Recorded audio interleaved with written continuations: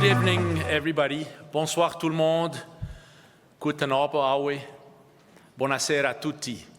Ciao allegra. If I wanted to use the 4 languages of Switzerland for the entire presentation, we'd still be here tomorrow. So I'm afraid we'll have to proceed in English. It's a real pleasure to welcome you here on behalf of the Consulate General of Switzerland in Vancouver, ABB Canada, and the University of Calgary. I would like to welcome you to the opening reception of Swiss Innovation Fest Calgary, focusing on clean tech. My name is André Buret. I'm Associate Vice President Research at the University of Calgary, and I will be your host tonight. And in fact, it's a very special pleasure for me because I'm actually Swiss-Canadian, for those who don't know. Meine Mutter kommt von Schöpfen im Kanton Bern, and I did my schools, j'ai fait mes écoles et l'université à Neuchâtel. Donc c'est vraiment un grand plaisir pour moi de vous souhaiter la bienvenue. Obviously now I'm also very privileged to call this country here, Canada, home. And the University of Calgary is located in the heart of southern Alberta, and we both acknowledge and pay tribute to the traditional territories of the people of Treaty 7, which includes the Blackfoot Confederacy, comprised of the Siksika, the Piikani, and the Kainai First Nations, the Tsuut'ina First Nation, and the Stoney Nakoda, including Chiniki, Bearspaw, and Goodstoney First Nations. The city of Calgary is also home to the Métis Nation of Alberta, District number 5 and 6. The University of Calgary is situated on land northwest of where the Bow River meets the Elbow River, and that's a site traditionally known as Mohkinstsis to the Blackfoot, Wichispa to the Stoney Nakoda, and Gatsitsi to the Tsuut'ina. On this land and in this place, we strive to learn together, walk together, and grow together in a good way. The inaugural Swiss Innovation Fest was launched in 2022 by the Consulate General of Switzerland in Vancouver, a long-standing partner of the University of Calgary. This pioneering event showcased the strong partnership between TRIUMPH, Canada's particle accelerator, and CERN, the world's largest particle physics laboratory in Switzerland, underscoring the growing importance of scientific collaboration. British Columbia and Alberta are renowned for their robust technology and innovation sectors.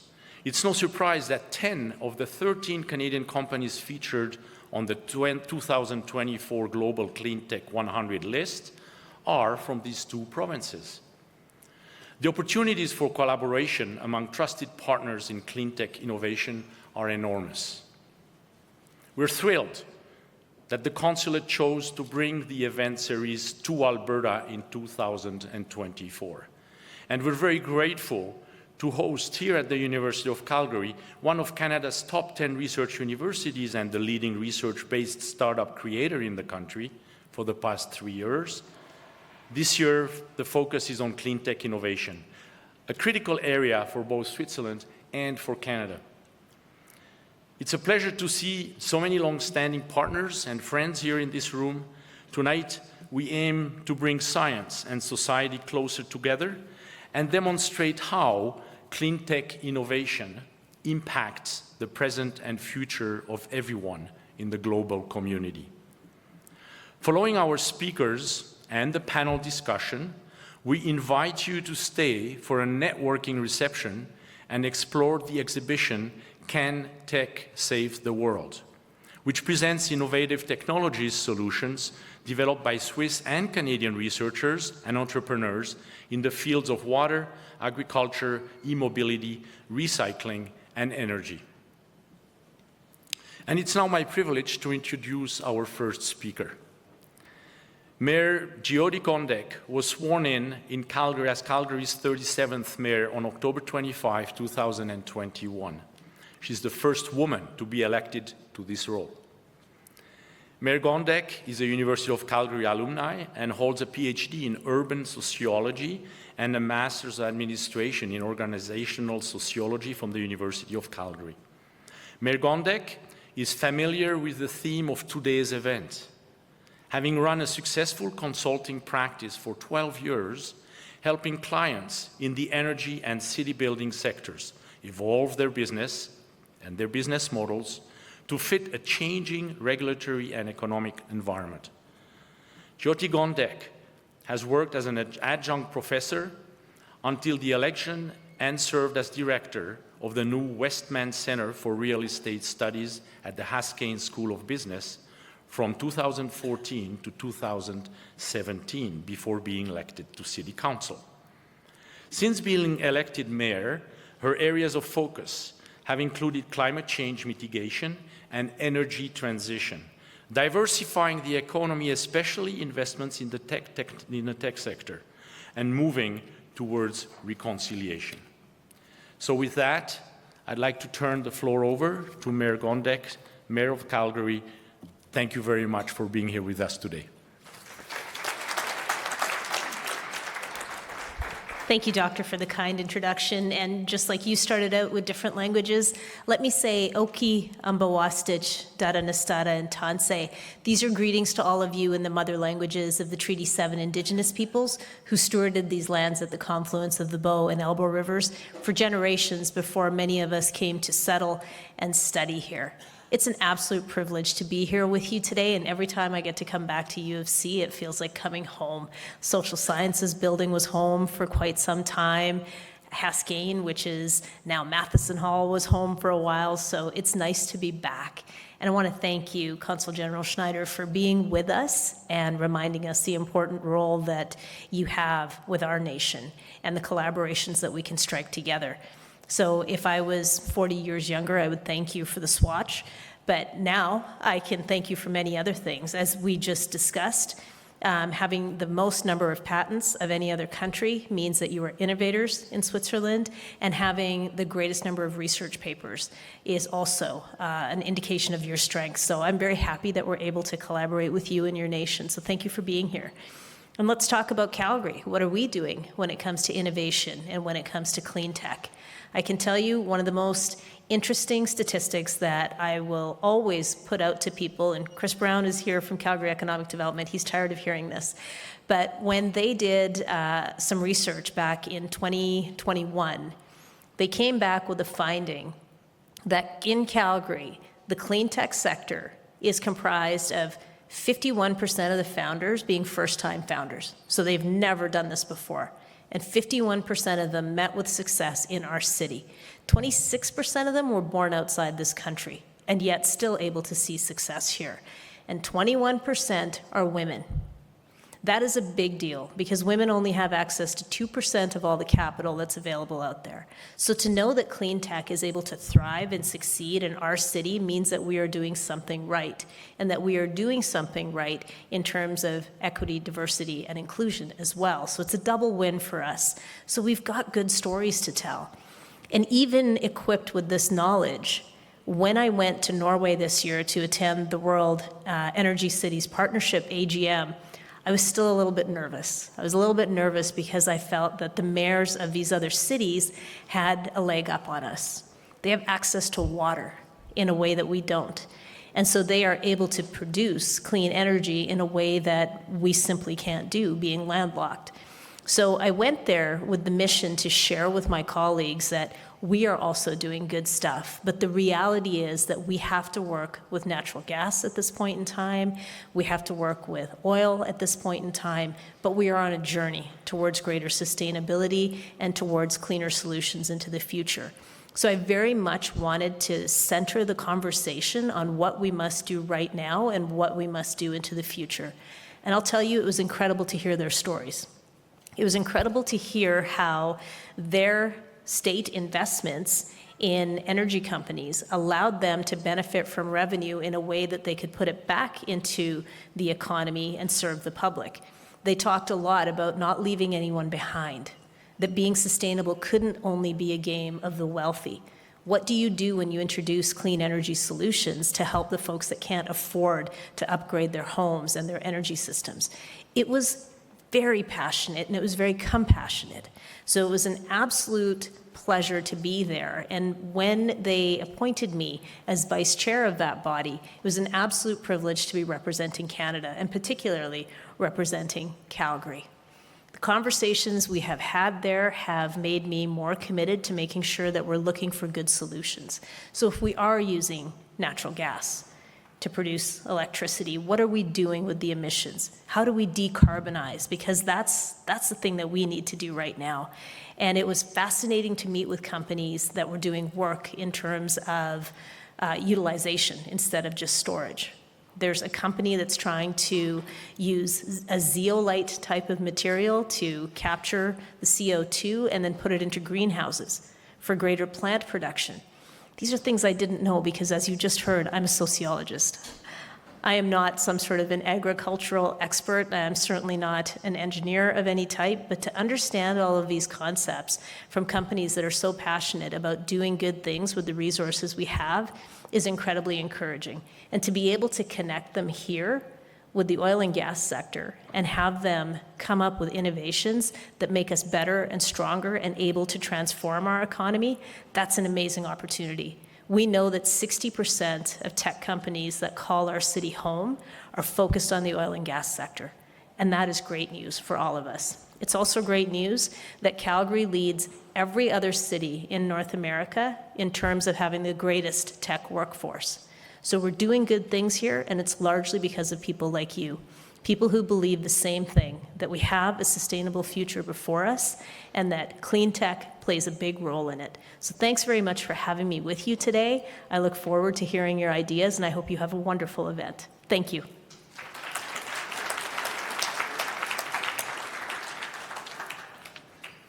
Thank you, Mayor Gondek, for your insightful remarks. I understand you have another commitment to run to very soon, so we really are grateful for you making the effort to join us here. Thank you very much. So it's now a special pleasure for me to introduce our next speaker, Dr. Bill Gali. Bill Gali is my boss, so I'm going to have the privilege to introduce you to him by telling you everything I know about him in a good way. Dr. Gali was appointed Vice President Research in 2020. He's a world-class researcher and professor in the Departments of Medicine and Community Health Sciences at the University of Calgary. Dr. Gali is also a physician specializing in general internal medicine.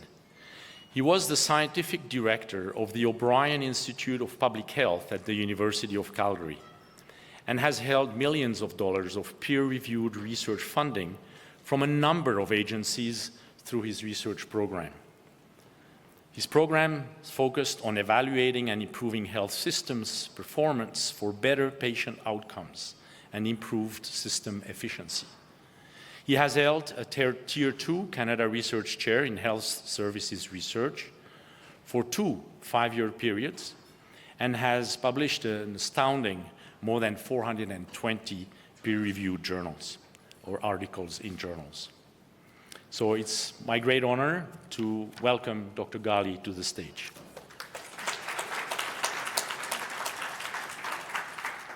Sit down, Andre. I'm his boss, I can say that. So, all right, well, thank you, Andre, and thank you, Mayor Gondek, just as you leave, for joining us and for your remarks. Calgary has certainly risen as an emerging hub for energy transition and clean tech innovations. And so this collaboration today with our partners and friends from Switzerland is especially timely. As Andre said, I'm Bill Gali. I'm the Vice President Research here at the University of Calgary, and it's such an honor to have events like today's. I'm delighted to be welcoming our guests to the university this evening, and I'd like to take a moment to acknowledge and extend a special welcome to some esteemed guests. And perhaps if you just wave so that in the networking time, people know who's who. So we have Mr. Yassine Mohammed, our Minister of Immigration and Multiculturalism from the Government of Alberta.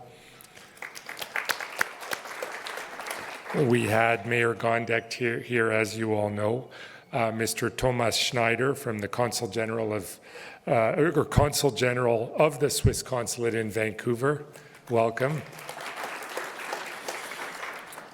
We have Tamara Shtanova, who is Science and Technology Officer of the Swiss Consulate in Vancouver, and she's at the back waving. She disclosed that she's an alumnus of a university to the north of us. I forgot the name. University of Alberta. But she loves Alberta, she told us, which is wonderful. We have Dr. Urs Obrist, who is here. Urs is the Senior Science and Technology Counselor at the Embassy of Switzerland in Ottawa at the back table.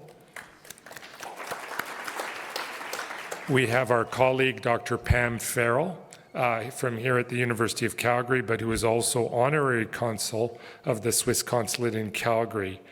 And she's in our Workland School of Education. Welcome. We have visiting from Switzerland, Dr. Valeria Rossetti, who is Head of Knowledge and Tech Transfer at the University of Fribourg. Welcome. We have Mr. Ben Venter, who's based here in Calgary and Vice President for Energy Industries of ABB Energy Canada. And I know that we have some other esteemed guests from the Swiss community, the Calgary and Alberta Cleantech and Innovation Space, and also a number of University of Calgary colleagues participating in the event. So welcome, everyone. The University of Calgary and Switzerland have a number of multilateral connections, and my colleague Buffy Saint-Amand will provide an overview of those connections in a moment. Like Andre, I myself have personal connections to Switzerland. Ma mère est lausannoise et moi je suis suisse par ma mère. Alors c'est une mafia suisse ici à Calgary. So as I said, my mother is Swiss from Lausanne, Switzerland. And so I'm therefore Swiss as well. And the Swiss have very nice gifts, I should mention. Swatches, Swiss Army knives, chocolate, lots of wonderful things from Switzerland. We're very grateful for the Swiss Consulate having selected the University of Calgary as one of two institutions to host Swiss Innovation Fest this year. We had the pleasure of hosting with Urs last week a quantum event that showcased our collaborations between Canada and Switzerland. So indeed, this is an exciting month for us. This is a testament to the University of Calgary's research strengths in energy, and it reinforces that a collaborative and innovative approach is needed for the challenges that we faced. The University of Calgary is Canada's youngest top research university, and we have been a leader in startup creation at the top of the AUTM statistics for startup company creation for 3 consecutive years. We're harnessing the power of research and innovation to tackle society's greatest challenges, and we're really wanting to emulate in many ways the remarkable strength of Switzerland in R&D and the bridging of R&D to tech transfer, company creation, innovation, and economic development arising from R&D. With our transdisciplinary research and scholarship areas of focus, we're bringing together scholars and community partners to tackle challenges in 5 domains: cities and societies, digital worlds, health and life, democracy, justice, and sustainability, and of relevance to today's discussion, energy futures. The University of Calgary's Energy for the Common Good research strategy guides our interdisciplinary scholars to ensure our research is responsive to international energy and environmental goals. And finally, our University of Calgary community is further supported by our robust innovation ecosystem that I've just touched on, and as it helps us to improve our research impact and to deliver real-world outcomes. As a hub of research and innovation excellence, we're translating research into initiatives that align with the United Nations Sustainable Development Goals. The space that we're in here today is designed for innovation and efficiency, and it does so with a minimal environmental footprint. This is one of only 29 buildings across all of Canada to achieve LEED Platinum certification, the highest certification possible. And it's one small example of the impact and the innovations that we strive to make here at U of C. You'll be able to learn more about some of our exciting initiatives on the various posters that are placed here. And Buffy, in case I misstate this, you'll correct me. I understand that the ones at the back are University of Calgary posters, and the Consulate has brought a number of exhibits on areas of scientific collaboration. So in the networking time, we encourage everyone to have a look at these posters. I know that there are a number of University of Calgary researchers in attendance who are leading some of the projects that are showcased at the back. I hope that there will be an opportunity to discuss some of the work that's being done. And as I've already said, Switzerland has a really unique global reputation, both in scientific publication, where per capita Switzerland leads the world, and in tech transfer and innovation, where a number of measures, OECD rankings of innovation, Switzerland is always leading. So we here in Canada, where we're striving to look at national productivity, output, better tech transfer, we want to take the opportunity of this kind of exchange to learn from our Swiss friends. Western Canada is a key region for clean tech development, as Mayor Gondek just outlined, and we have strengths in renewable energy, water and wastewater management, energy storage and efficiency, hydrogen, carbon capture, smart grids, bioproducts, and e-mobility. I look forward to learning more tonight from our Swiss guests and about some of the innovative solutions that have been developed, how we can apply this knowledge here, and the broadening of our University of Calgary, Switzerland collaborations. Thank you for being here, and I'll turn it back over to Andre.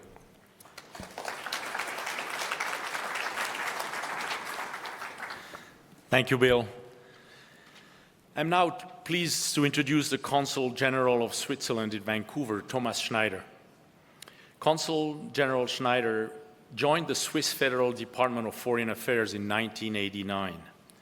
During his career in the department, he has held various diplomatic posts, including in his hometown of Bern, as well as in Barcelona, Frankfurt, Manila, Paris, Shanghai, New York, Los Angeles, and San Francisco. And he's also a frequent flyer for many airlines, I suppose. Most recently, he served as the Consul General of Switzerland in Lagos, Nigeria. Thomas Schneider has been posted to the Consulate General of Switzerland in Vancouver since September 2023. In his current role, he continues to strengthen cooperation between Switzerland and Canada West in the areas of science, technology, innovation, education, and culture. I'm delighted to invite Consul General Schneider to the podium to offer his remarks. Please join me in welcoming the Consul General. Es freut mich.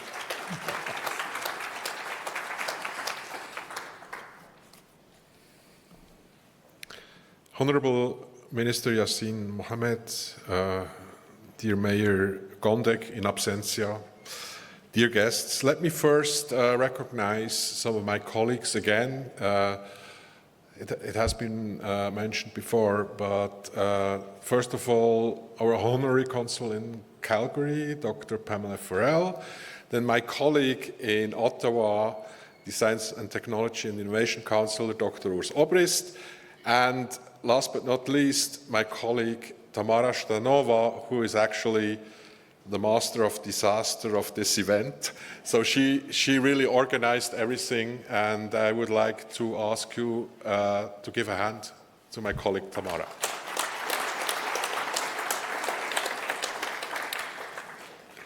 Dear guests, on behalf of my team at the Consulate General of Switzerland in Vancouver, I would like to thank you for joining us here for this final event of the second edition of the Swiss Innovation Fest, with the focus on cleantech, as has been mentioned before. We launched the fest in Alberta this spring with the goal of bringing science and society closer together. We also wanted to demonstrate how cleantech innovation impacts the present and future of everyone in the global community. Our first two stops in this journey were at the University of Alberta, and the University of Calgary. So it was in March and early April. The two university communities welcomed Swiss professor from the Zurich University of Applied Sciences, Vicente Garabias, who engaged with students, faculty, and city employees, exchanging experiences and ideas on how to make our cities smarter and more sustainable. Our next stop was Vancouver in April, where we held 4 more lectures, 3 panels, film screenings, Startup Week events, numerous discussions, and the exhibition, so the same exhibition that you can see here. Now it feels incredibly symbolic to come full circle and close the successful edition of the second fest back in Alberta, alongside our longtime partner, the University of Calgary. I would like to thank our partners for making this series of events possible. Tonight's host, the University of Calgary, is one of Canada's leading institutions, a strong advocate for science, innovation, and entrepreneurship. I would like to highlight the University of Calgary's commitment to excellence and leadership in sustainability. In addition, we share the university's global mindset, which recognizes worldwide interconnectedness and fosters a culture of collaboration. This commitment to building bridges and achieving common goals while valuing and preserving local connections resonates deeply with Switzerland's bottom-up approach to research and innovation, and our Swiss Innovation Fest motto, collaborate to innovate. I'm incredibly grateful to Dr. Ed Macaulay, President of the University of Calgary, and the faculty and staff for our collaboration. I also want to thank our industry partner ABB with a 140-year history of excellence that began in Switzerland. ABB is a technology leader enabling a more sustainable and resource-efficient future. Through the use of digital and operational technologies, ABB enables people to live, work, and travel in a safer, more efficient, and sustainable environment. From smart energy and water management to transportation solutions, ABB plays a critical role in enhancing urban resilience and reducing carbon footprints.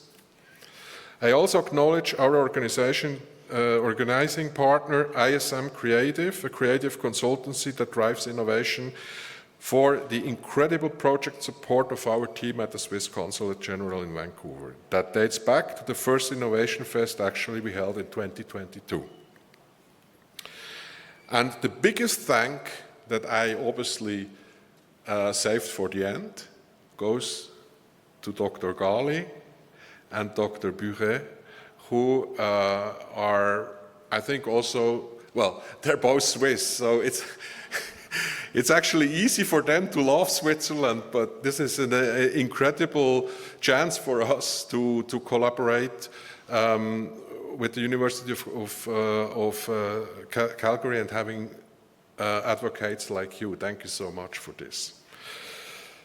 Switzerland and the province of Alberta have a long-standing dynamic relationship that spans many sectors, including trade, investment, research, and innovation. Switzerland's commitment to cleantech dates back to 1872 with the construction of the Maigroch Dam on the river Sarine.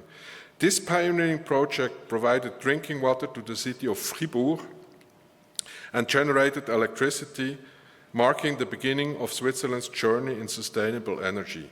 Today, the cleantech sector in Switzerland is growing at an above-average rate and encompasses a range of fields such as hydropower, eco-mobility, photovoltaics, i.e. robotics, and sustainable business solutions. What makes Switzerland and Alberta so successful in advancing cleantech innovation, and can we do more? I look forward to tonight's discussion on this topic. I believe one of the key factors is the strength of the education and training systems in both regions, which offer a variety of learning pathways and foster a culture of creativity and purposeful innovation. Every year, about 50 new cleantech companies are founded in Switzerland, and about 45% of them are spin-offs from academic research. In addition, Switzerland's political system and small size encourage close collaboration with industry players, creating strong synergies in innovation. Innovators benefit from an ecosystem of government support, incubators, innovation parks, and external networks such as Swiss Business Hubs and Swiss Nexus located around the world, including in Canada. Similarly, the province of Alberta is a global innovation hub that welcomes researchers and entrepreneurs, including those from Switzerland. 14 Swiss companies have already established their Canadian headquarters in Alberta. We have about 320 Swiss companies in Canada at all, and 14 of them are headquartered here. But many more, like ABB, are present, obviously, in Alberta. So Alberta, one of Canada's fastest growing provinces, stands out with its innovative spirit, excellent research, universities and government support, making it particularly attractive to Swiss innovators. Alberta's innovation capacity is supported by the government of Alberta, which is undertaking numerous initiatives to maximize the Alberta's post-secondary research and its commercialization potential. With our shared commitment to clean tech, research and innovation, Switzerland and Alberta are both leading the way to a greener future. And yet we have so much to learn from each other. I hope today's event will spark new collaborations that will bring us closer to our shared sustainability goals. I firmly believe that by working together, we can better serve communities in both countries. I wish you all a pleasant evening and an exciting Swiss Innovation Fest. Thank you so much.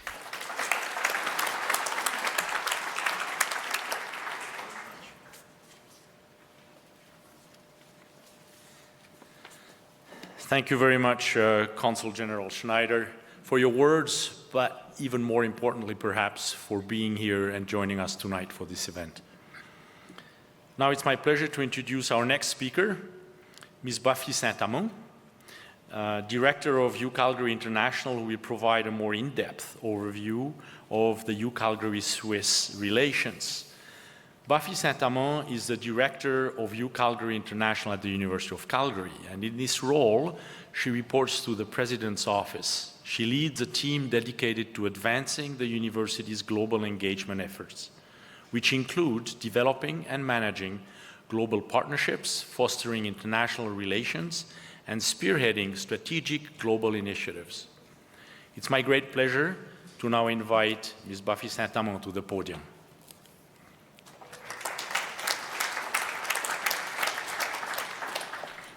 Thank you. Merci beaucoup, André. Ça fait chaud au cœur de voir aussi tant de gens ici ce soir à l'Université de Calgary.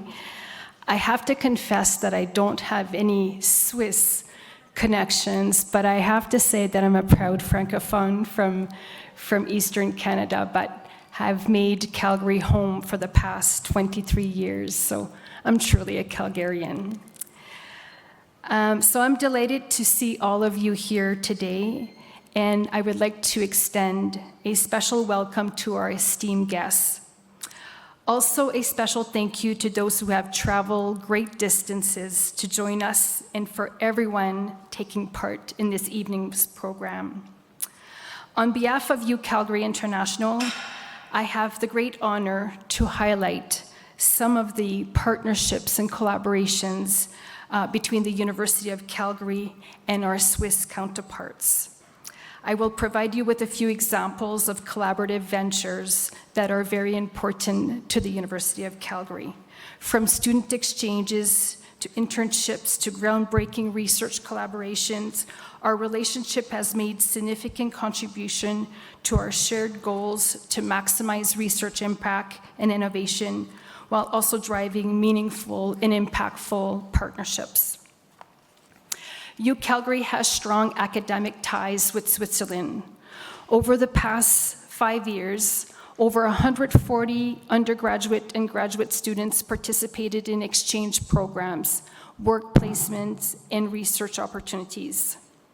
For example, the engineering internship programs stand out as a key contributor to this significant number, with an average of 20 UCalgary students interning annually at Swiss companies and organizations like ABB, Alstom Power, and the University of Zurich. Over the last few years, UCalgary has welcomed 34 students from Switzerland, including master's students and PhD candidates. We've also hosted a handful of postdoctoral fellows, and 11 of our faculty members were trained and educated in Switzerland.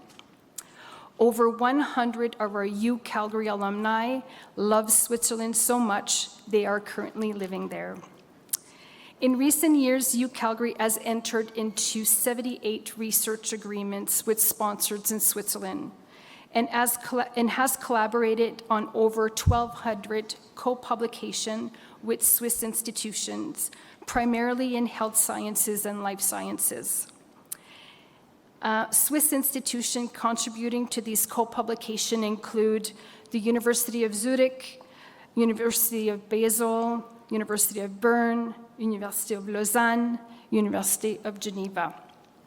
Switzerland's financial contribution represents a significant portion of the total international funding for UCalgary projects, accounting for almost 8% of our global research partnerships and sponsorships. I would like to also recognize the Embassy of Switzerland in Canada for their generous contribution to academic excellence through the Swiss Government Book Prize. Every year, we recognize and celebrate outstanding University of Calgary students awarded the Consulate General of Switzerland Book Prize in German, French, and Italian language studies, representing 3 of the 4 national languages of Switzerland. The Consulate General of Switzerland Book Prize is a prestigious award that honors students who have demonstrated excellence in their linguistic studies and exceptional engagement in their respective extracurricular language program activities. UCalgary also has a strong presence at this year's Geneva Science and Diplomacy Anticipator, GESTA Summit. As we speak right now, GESTA is going on. It's taking place right now, and where some of our work in quantum, including Dr.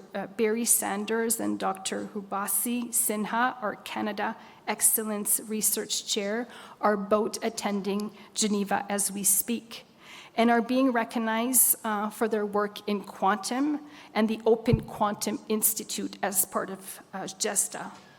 We are also helping develop a framework for teaching science and diplomacy at the post-secondary and professional level and being acknowledged on October 10, so that's tomorrow, at GESTA as one of the academic partner. Another great example of our UCalgary and Swiss connections. These deep and multifaceted connections with Switzerland continue to shape UCalgary's global impact, enhancing both our research output and student experience.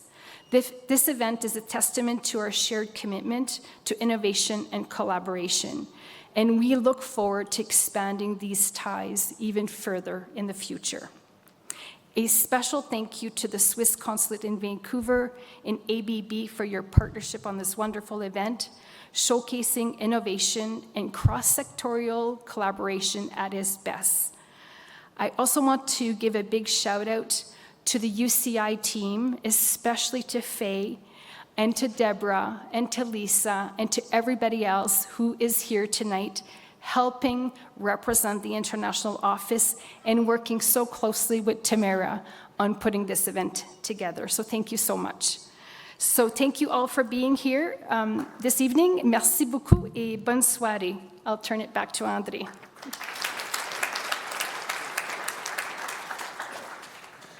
Thank you, Buffy, for your insights and also for the fantastic work you do for international relations at the University of Calgary. So there is no one-size-fits-all solution to climate change, even in a country the size of Switzerland.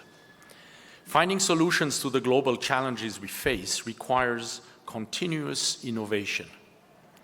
In recent years, academic entrepreneurship has gained importance as universities and research institutions have increasingly recognized the need to transfer knowledge and technology from the academic sphere to the commercial world.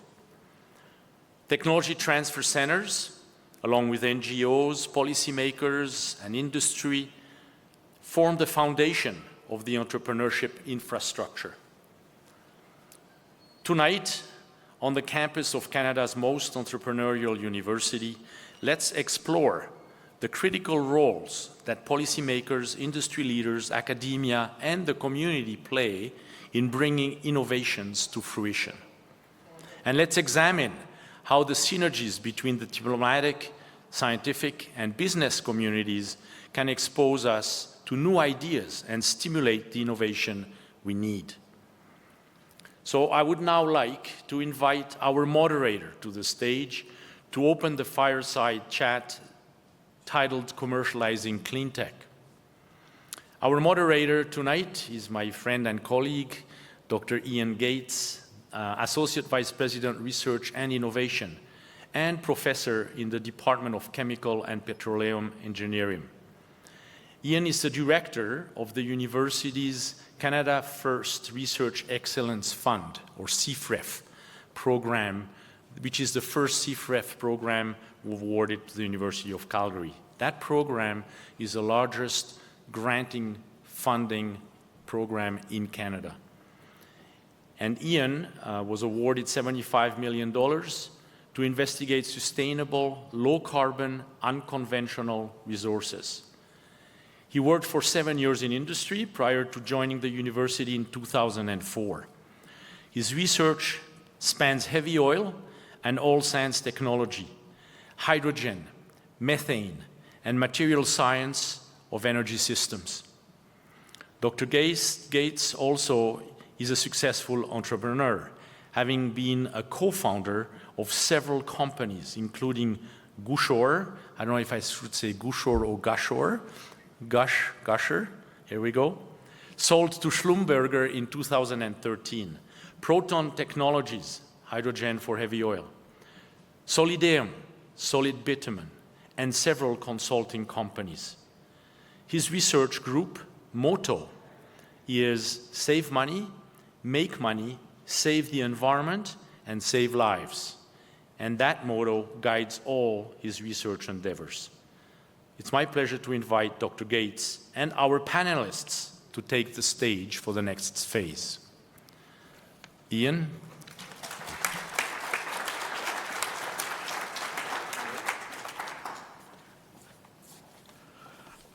I did not win. I was not awarded the $75 million. That was a collective effort of a whole load of us. As you can probably tell, I'm not Swiss. I have no Swiss blood in me. It's British, Trinidad, the hybrid. Okay, let's talk about, we're going to talk about clean tech innovation.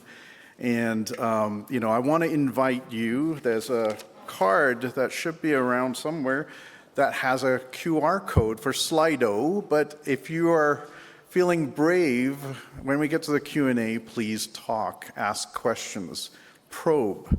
Let's find out more. So I invite you to do that. So, we're facing challenges. You heard about the challenges talked about earlier. I mean, when you think of climate change, you think about energy poverty, energy security, geopolitical tensions, all of the things that we're facing right now, supply chains and so on. We're living in a world with uncertainty, right? And so the thing about, having certainty about energy, which empowers a lot of what we do, and clean tech, so even clean manufacturing of products and things like that, it's incredibly important. We need to find solutions. So there's an urgency here, and we have policies that are pushing us towards those things, which is excellent. We need to do more, though. We need to find those solutions. We need to innovate. And some of the solutions we have, they're going to come out from research where we don't even see those as potential solutions, right? They're things that are not built from what we naturally see in our world. And that's what we're going to discuss today. It's about solutions. It's about clean tech, the challenges we face, and how we can work together to get these solutions and to accelerate them. And so, you start looking at the commonalities between Canada and Switzerland, an intense focus on R&D, right? An intense focus on decarbonization and renewables and clean energy. Strong innovation, clusters, hubs. You have things like Innovate Calgary for us and a whole host of innovation clusters downtown and hubs and so on, same in Switzerland. So there's a sense of kind of what are the things we need to accelerate, to move things faster. So that's what we'll talk about. So let's have the panelists introduce themselves. So I'm going to just read one line and you guys will introduce yourselves in 1 minute because we have limited time and we want to get to questions. So first I'm going to start with Ben. Ben Venter is Vice President Energy Industries ABB Canada since 2019. So that's Ben. Welcome, Ben.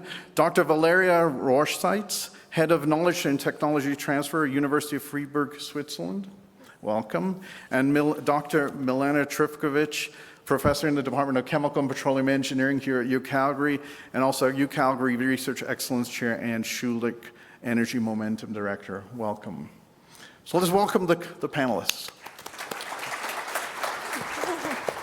Okay, let's start with Ben. Give us a 60-second who you are.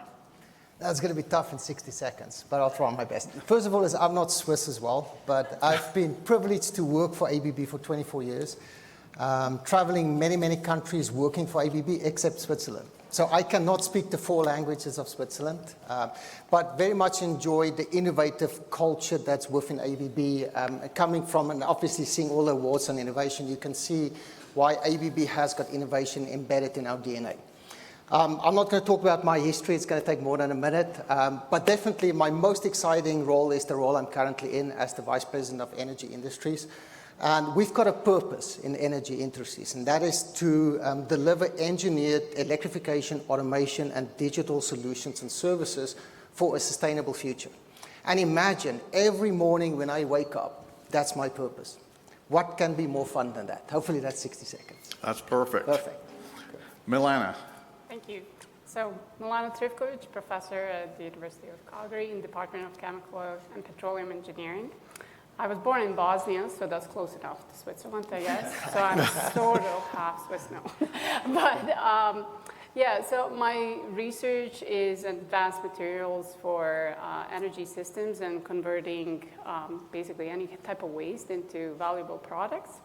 And I'm also excited about really translating that innovation that we have or discovery in the lab into the real world. That's like really makes me passionate to see the realization of that. So currently I'm in that stage, I think, like of essentially like going through that commercialization route, which they often call in Canada Valley of Death. That's why I think I am here. But so I can definitely provide my single data point, but I hope it's useful. Thank you. Valeria. Hi. My full name is Valeria Rohrseitz. So maybe you see from my accent, I'm from the Italian part of Switzerland. I studied in Zurich, and now I live in the French part. I'm the head of the Knowledge and Technology Transfer of the University of Freiburg, and we give support to researchers that want to bring technologies from the laboratory to the market. And the way we do it is with intellectual property protection, financing, and supporting collaboration. So I look forward to discussing these topics. Okay, let's start. So I'm going to start with, you start thinking about climate compliant growth, right? A growth of an economy where it has to be climate compliant, right? So what role does innovation and a mindset of innovation, entrepreneurial thinking, how does that accelerate and find a solution? So I'm going to start with Valeria, and we'll work our way this way. Okay. So I think innovation can bring long-term growth and change. And for the clean tech, I think we need to approach this on different time horizons. I see researchers at the universities, they are usually working on solutions that are 10 years far away from the market. So we need to find solution for now, and solution for in 5 years and in 10 years. And I think I would like to give you back the question. So what do you see here? What is coming in 5 years, and what is coming now? What is... Okay, Milana, what do you think? Yeah, so I mean, that's, interesting, and I also can actually probably vouch for many profs here that are in the room that we're really good at going and developing and even perfecting solutions that nobody will ever buy. So been there, done that, right?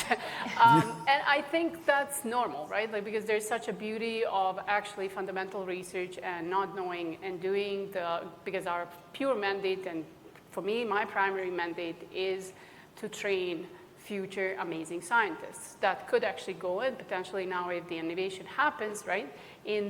During that time, we have to really think about how to translate that into the real world. So I don't think they're mutually exclusive, but I think we do have fundamentally very different approaches, right? We don't have that top-down approach very often when we approach academic research, right? We don't have the market discovery done.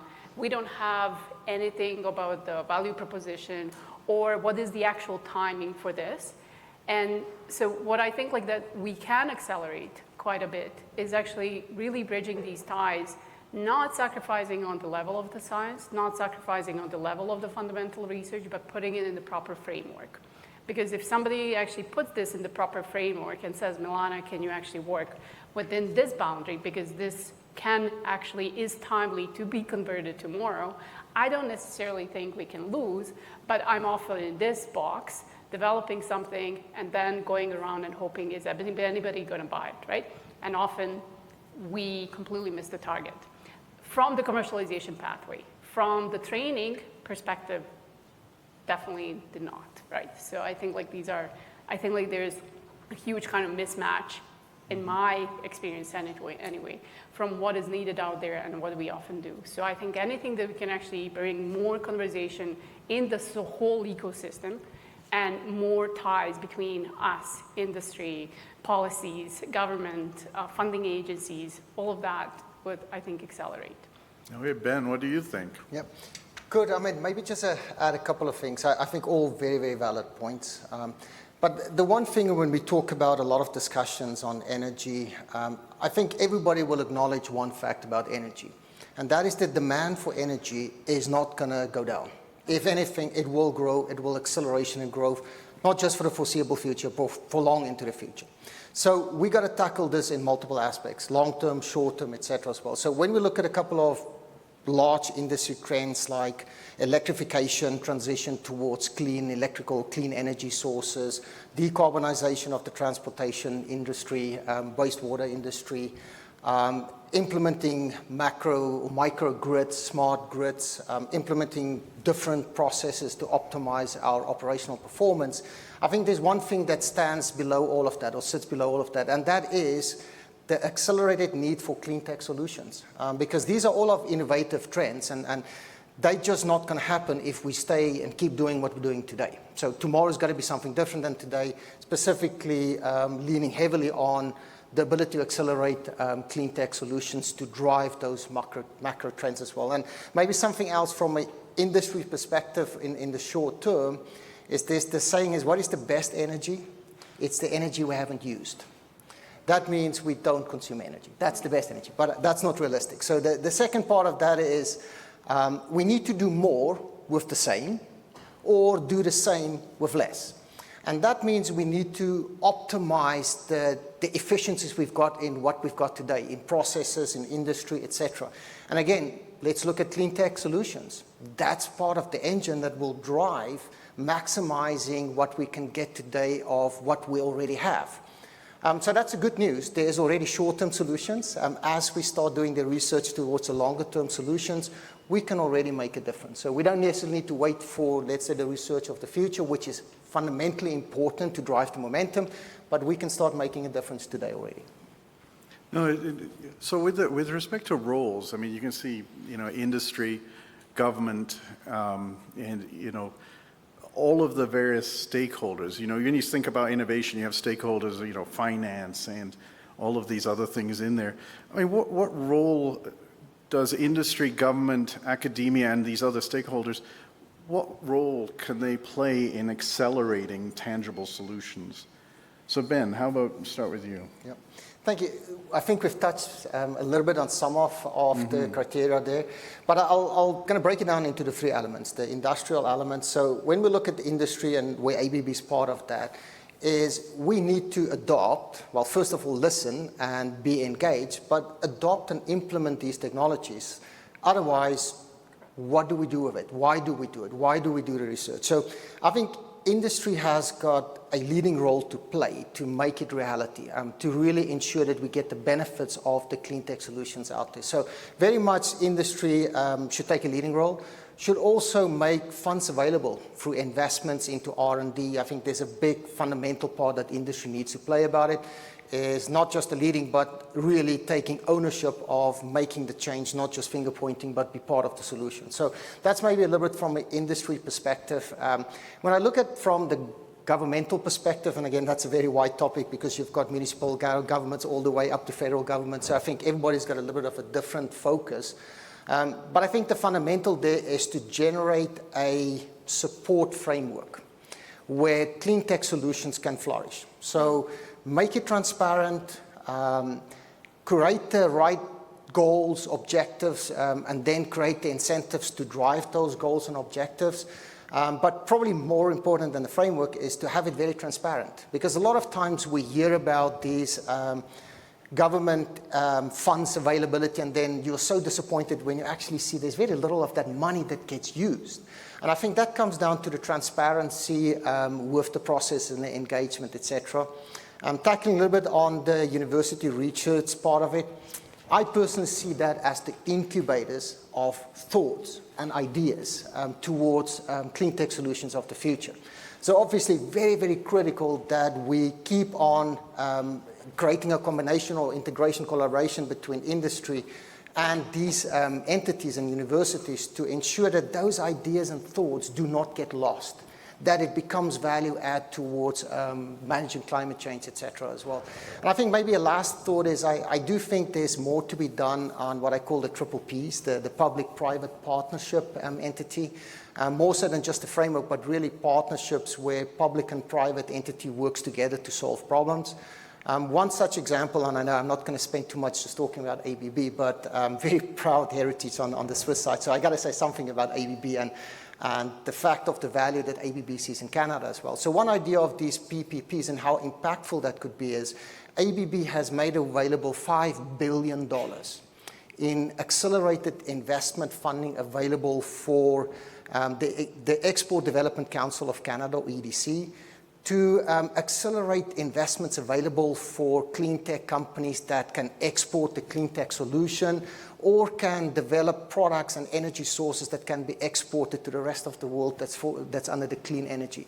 So that's just an idea of how powerful these type of partnerships can be. And again, very exciting that ABB is not just saying, but that directly engaged in that. Sorry. I think that's quite a long answer. I heard the number $5 billion available. Okay, Milana, what do you think? So, Milana, what do you think about, I mean, what roles can, for instance, the university, what can we do better to get stuff from lab to tangible realization?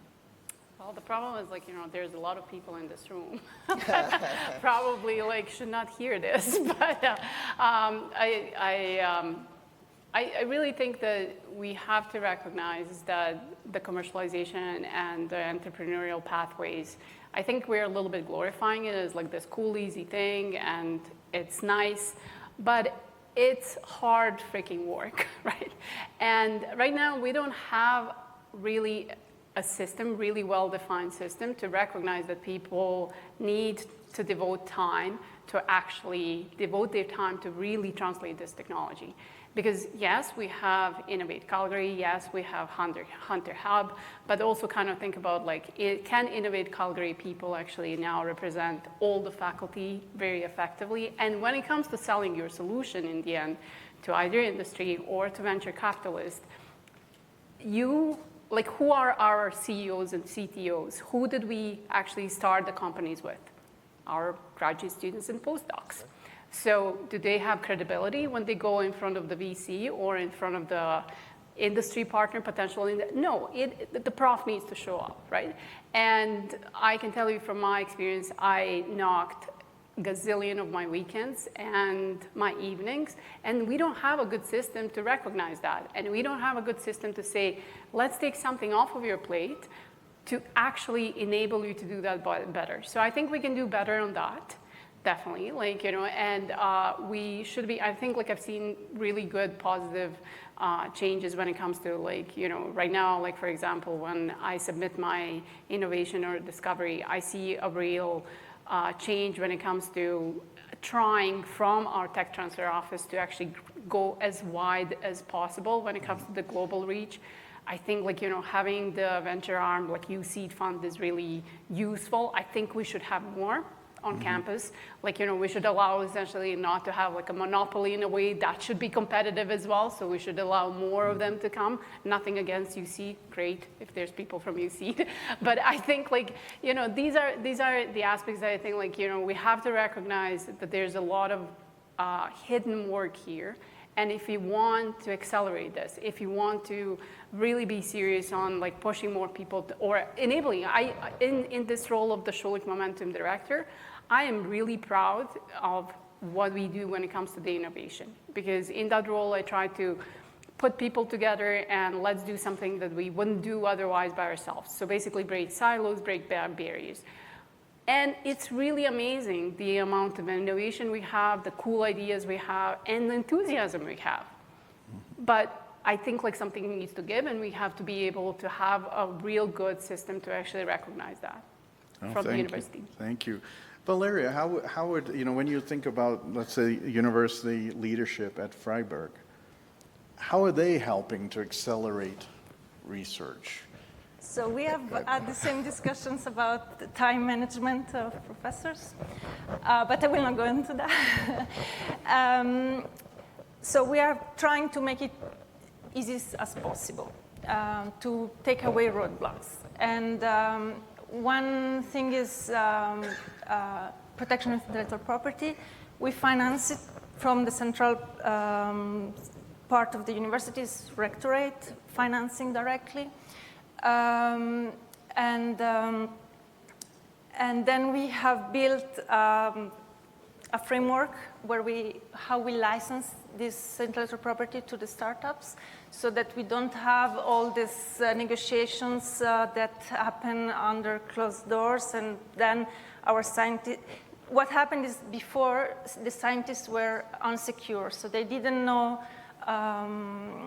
You know, is the university treating me fairly? They are treating me differently from someone else. And now everything is transparent. The contracts are published. The conditions are also published for the different type of intellectual property that we have.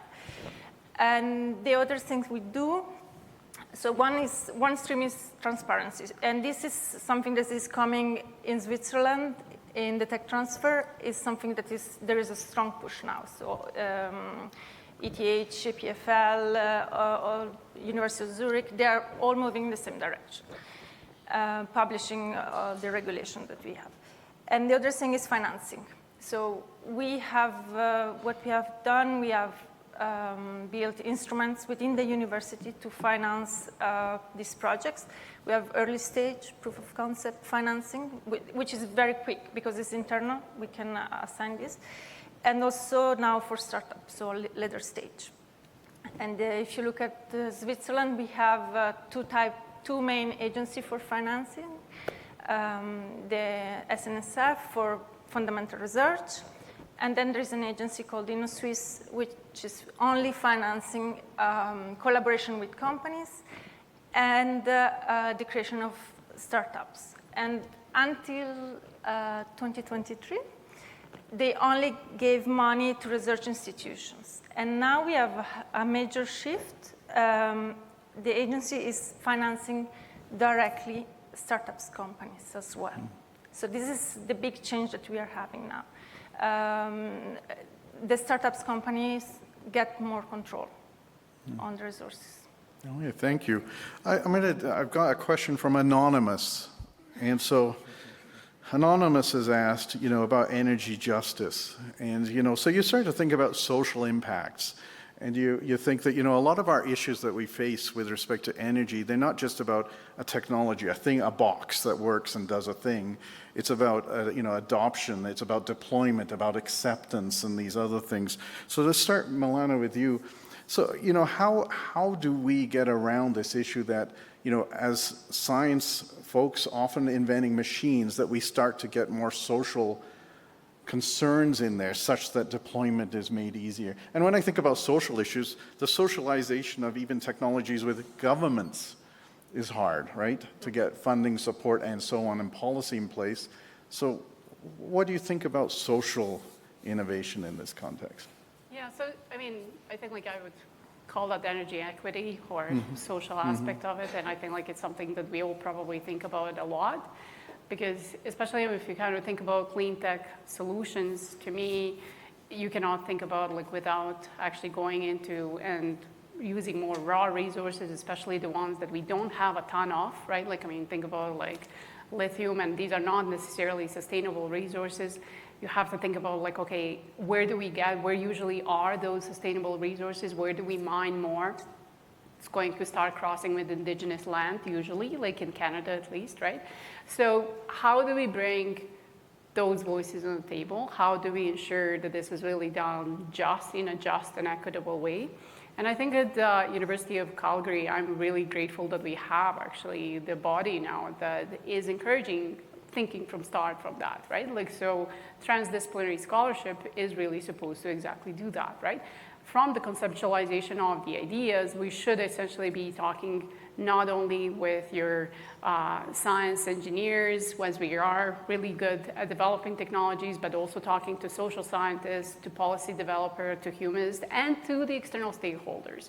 And looking into and sharing these ideas through either the number of workshops, but essentially putting in the right state of framework. And for me, going through a few of these with colleagues from social science and humanities, it was really interesting to understand, because we speak different language, right?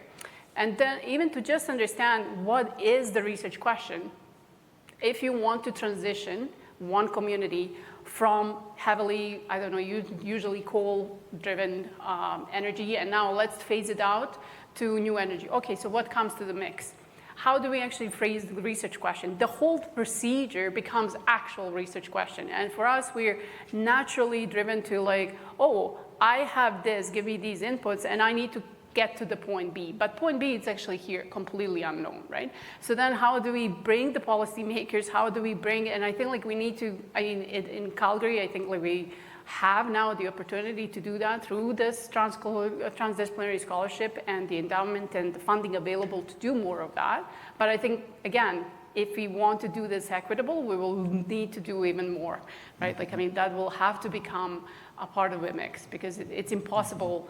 And it's hard, because energy equity and capitalism do not necessarily go hand in hand, right? So, yeah, unless you have good incentives and unless you have the good policies in place, it's really easy to actually basically do the same business as usual, which means underrepresented groups or disadvantaged groups just stay left behind, even in this mix. Thank you. Valeria, what do you think about the social component of innovation and deployment? So I think this is a component that has to be built in the financing instruments. And this is, I think, is coming. We see this is more and more a requirement for the financing instruments in research. So I expect this taking a bigger role moving forward. Oh, okay, so the social component's built in as a component, a criteria of getting finance. Okay. Ben, what do you think? Yeah, I think I would definitely say industry should be a steward of clean energy across the full supply chain. So a lot of times we would set ourselves targets, like ABB would set targets where we want to be in 2030 from a zero emissions perspective, et cetera, as well. But that's all good if we just say it's because of ABB. I mean, we have a full supply chain where we get our raw materials. Like Milana said, I mean, we need to look at the full supply chain. And we should see ourselves as stewards across the whole supply chain. So we should actually expect of our suppliers through the whole supply chain to also commit to the social impact and the impact on clean energy use, et cetera, as well. And I think that will create some very significant momentum with regards to the acceleration across all countries in the world to step up, because we are interconnected global entities, meaning that when we talk raw materials, we get it from many different countries. So industry should really see themselves as a steward of the social responsibility and a steward of clean energy across the full supply chain. And I think that will create a lot of momentum. The other thing that I believe is industry is really exposed to, and some of you might have heard about the circular economy. And when we talk about stewardship across the full supply chain, obviously when we talk about circular economy, industry has to step up and develop our solutions and our products and engagement with customers towards a more efficient operations in such a way that it is circular in kind, meaning that yes, it should be more efficient, but it should be designed that in 5 years from now, we can reuse that and do something different with the same thing, that it becomes more efficient. So the whole circular economy, I think industry has got a very, very strong role to play in that as well to make it happen. Okay. Okay, so what I'm going to ask you now about, and I've looked through the questions, and, you know, the aspect of that, you know, there's a sense of fear, right? And that sense of fear is, you know, fear of scale-up success, you know, a fear of getting money, a sense of, you know, even the fear to take something beyond the lab. There's a comfort in writing a paper, for instance, and publishing it, and then getting on to the next paper. You know, with respect to removing that sense of fear that folks feel with respect to innovating and moving things forward, what would you suggest for an innovator to do? How do we get around that sense of fear that prevents folks from having a mindset to just go do it, no matter what? How do we do that? So let's start with Ben. So, yeah, from an industry perspective, I should say is we don't have fear, because if we don't do it, we lose our sustainable business. Okay. So we cannot have fear for this. We got to take it absolutely head on. But I think when we start looking at the innovators, maybe to look at it in different ways, is there a way that innovation can be coordinated and aligned with industry to solve problems rather than just research in a theoretical type of design? But let's go and identify real problems, and then industry goes hand in hand with research entities and universities to go and do something that changes that or solve the problem. And again, that should take away the fear from a scalability perspective, because first of all is you are directly engaged in the entity that needs to invest and making this work, because the scalability is what industry would be after. I mean, we're not interested in one product. I mean, we want that product to be completely scalable globally across industries. So I think having a close cooperation with the entities that will provide funding and also drive the scalability and the support behind it should remove quite a bit from that as well. And as I said, partner with industry. I mean, we cease to exist if we don't solve this problem. Okay. So, Milana, what do you think about scale up and fear? Well, I think it's real, but in a way, you know, like, I mean, fear of anything unknown is normal, right? And nobody has trained us on how to be entrepreneurs, right? Like, I mean, nobody has even trained us how to be good managers, but we're managing our labs. Nobody has taught us how to teach courses. We end up teaching courses, right? Like, so we deal with a lot of unknowns. Why? Because the job requires, right? So I think, like, if, like, in a way you could essentially now say, okay, we could provide some sort of a seamless opportunity where the people actually remove those barriers by either having the enhanced presence, and I'm a big promoter of networking, industrial consortia, bringing really people together with these external stakeholders. And, you know, we have close ties with some incubators and some, you know, if you kind of think about like CDL program, right? I remember when after going through the CDL program, I thought like every assistant prof should sit through this. at least once. Like to understand what actually gets funded, what gets all of a sudden like interest and what doesn't. And it's a really interesting experience because it's completely outside of our comfort box, comfort zone, as you mentioned. But I think like we could do more of not essentially forceful, but essentially like enabling people to be able to remove these and to understand, okay, this is not such a big deal. These people want the same thing as me, which is to innovate in the space. They want to solve the problems, right? We're just coming from two very different directions, right? But I also think like, you know, in the space of the clean tech, we cannot, I mean, I've touched on it's a really interesting time because we're talking about the clean tech always as like, you know, sustainable economic growth. But at the same time, if you kind of think about like, okay, artificial intelligence that is coming, and we have no idea in every sector, including clean tech, what will it actually do? And now all of a sudden you have like the exponential growth of data centers that need more electricity, that need more water.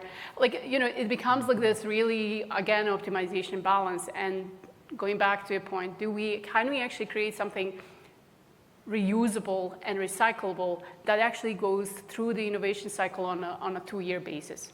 GPUs are developed on a 2-year basis. Every new generation comes up, right? It's hard to recycle, to develop plants. So there's all of this is like it's an interesting mix, and I think like we can really go sideways with this, or we could actually, if we're going and growing really together, I think like, you know, we could actually do well. But in general, I think like profs university can play a huge real role here, because we can think of these problems ahead.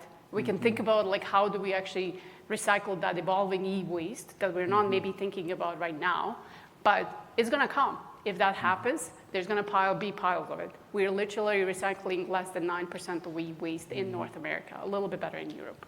So, you know, but definitely remove the barriers, right? Like, I mean, enable people, remove the barriers. Yeah. Valeria, what do you think about how do we eliminate fear? Fear. Okay, I think fear is inherent to entrepreneurship and creation of new companies. So this is what I see at the university, and you cannot eliminate it, but you can bring role models, people that have done it, and in this way, our researchers and professors learn how it is done and what are the outcomes. But I think fear you cannot take away, because if you think startups that are VC founded, we have one success in 10, over 10. So it's clear that 9 will fail. So I think to take away fear, we need to have a culture where failing is possible. So we need to have the cultural change. And from the discussion we had, I think the culture in Switzerland and in Canada is pretty similar. So we are a bit risk averse, and especially if we compare with the US. So we need to bring forward positive models of startups that succeed to give excitement and positive examples, but we need also to showcase the examples where the company didn't succeed. It doesn't mean that the technology wasn't good, doesn't mean that the people did the job badly. Maybe there are many factors that influence the outcome of a company. So I think we need to discuss these examples both. And to take away fear, we need this network thing. I think the people that create companies, the CEO, CTOs, need to interface with people that they are in this kind of same situation, and they can discuss the problems and the solutions. Exactly. Make culture of failure is okay. Yeah. Fail, fix, fail, fix. No, I want to bring this to a close. It's now 6:35. Our time is done. Thank you for your questions. Really appreciate them very much. I want to thank the panelists. So Ben, Milana, Valeria, let's thank them. And I now invite you, after some closing remarks, look at the stuff, talk to the folks, meet each other. Thank you very much.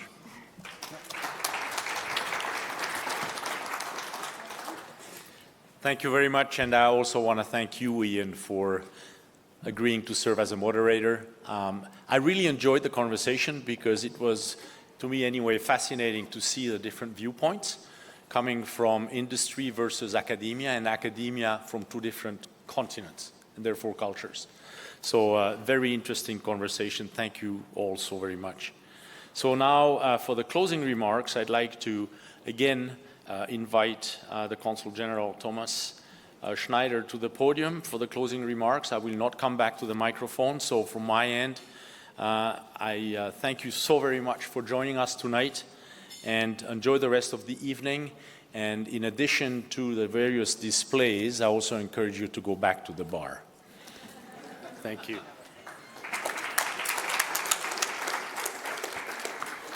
Dear Dr. Gates, dear panelists, thank you very much for the insightful discussions this evening. What an energy in the panel. I really enjoyed it. Just a side mark, some of you almost apologized for not being Swiss. It's fine, it's okay. Nobody is perfect. So since 2015, both Switzerland and Canada have embraced the 2030 agenda for sustainable development. You see, I come back to serious stuff immediately. So a 15-year global framework built around 17 ambitious sustainable development goals. These goals have never been more critical than they are today, as they offer a roadmap for achieving a better world, from reaching net zero emissions, for reversing nature loss and building resilient societies and economies. However, there is still work to be done to fully implement the 2030 agenda on time, and international collaboration is key. A significant step forward was made in 2023 when Swiss Federal Councillor Guy Parmelin, Switzerland, and the Honourable François-Philippe Champagne, Canada's Minister of Innovation, Science and Industry, renewed the bilateral agreement between our countries, committing to deepen research partnerships in science, technology and innovation. While collaboration is encouraged across all fields, the research priorities for 2023 to 2028 are focused on climate and sustainability, the key theme of the second Swiss Innovation Fest. I would like to echo the words of our speakers earlier tonight. We must continue to strengthen partnerships between educational institutions, policymakers, industry, non-profit organizations, and the broader community.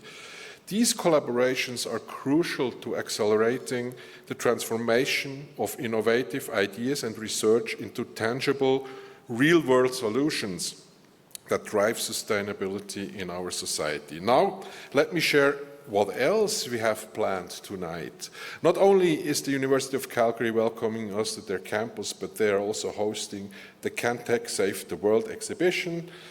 To my right, I encourage you to explore both tonight and over the next 2 weeks and pick up a brochure. As Switzerland and Canada confront the pressing challenges of global warming, this exhibition seeks to foster dialogue and the exchange of solutions around 5 key environmental issues: access to quality water, waste recovery, biodiversity conservation, universal access to energy, and carbon-free mobility.